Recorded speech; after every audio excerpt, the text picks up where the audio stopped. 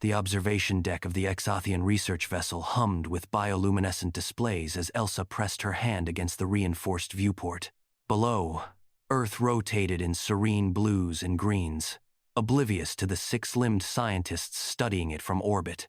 "They're insane," Benny muttered beside her, his translator implants struggling with the Zothian clicking language echoing through the chamber. "Walking on two legs. Two. What kind of evolutionary mistake leads to that?" Elsa smiled despite the tension knotting her stomach. They'd been abducted 3 weeks ago, plucked from a research station on Europa while studying bacterial life in the ice sheets. The Zothians weren't hostile, just deeply, profoundly confused by humanity.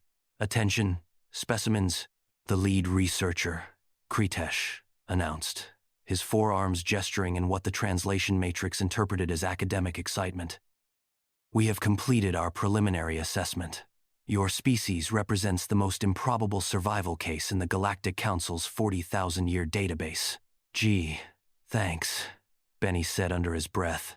Kritesh's sensory stalks swiveled toward them. "You misunderstand. This is not an insult. It is astonishment." He activated a holographic display that showed various alien species, all with 4, 6, or 8 limbs, bodies low to the ground, stable. Every sapient species in the known galaxy evolved with redundant locomotive appendages, stability, efficiency, logic. The hologram shifted to show a human skeleton, rotating slowly in 3 dimensions. "You have only 2 legs, 2 points of ground contact. Your center of mass is elevated, creating a pendulum effect with every step. You should topple constantly. You should have gone extinct when your ancestors left the trees." Kritesh's voice carried genuine bewilderment. "Yet you did not merely survive, you thrived." Elsa stepped forward, her scientific curiosity overriding her captive status. "Our bipedalism freed our hands. Tool use, complex manipulation." Yes, Kritesh interrupted, waving dismissively with 2 arms, while the other 2 manipulated the hologram. "We considered this, but observe." The display showed various alien species with 4 legs and 2 arms. "We achieve the same result with superior stability. Your explanation is insufficient." "Then what's your theory?" Benny asked, crossing his arms. "Persistence," Kritesh said, and the single word seemed to carry weight that made the translation matrix struggle. "We have studied your species for 3 cycles now. We have observed something that should not be possible."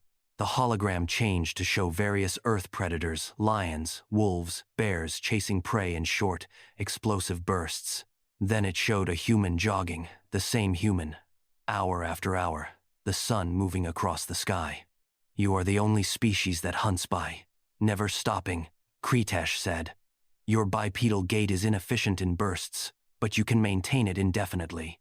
Your prey runs until their quadrupedal muscles overheat, until their hearts burst.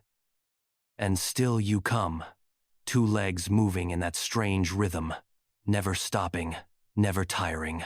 Elsa felt a chill run down her spine. She'd read about persistence hunting, humanity's ancient strategy. But hearing an alien describe it made it sound almost predatory. Relentless. "We tested this," Kritesh continued, and now his tone carried something that might have been fear. "We had our own species run. The Zothian long-distance record on level ground is 17 of your kilometers before heat exhaustion. Your average human can run 42. Your exceptional humans can run over 400 kilometers without stopping. Ultramarathoners," Elsa whispered. "Your word for it is less important than what it represents," Kritesh said. "We discovered something else. Your space station on Europa, you built it in conditions that would kill most species. Radiation exposure, temperature extremes, isolation. When your supply ship was delayed by solar activity, you survived on quarter rations for 6 months." Benny shifted uncomfortably.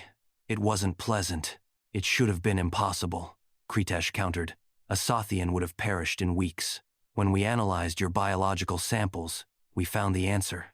The hologram showed cellular structures, mitochondria highlighted. "Your cells are powered by bacteria you absorbed billions of years ago. Endosymbiosis.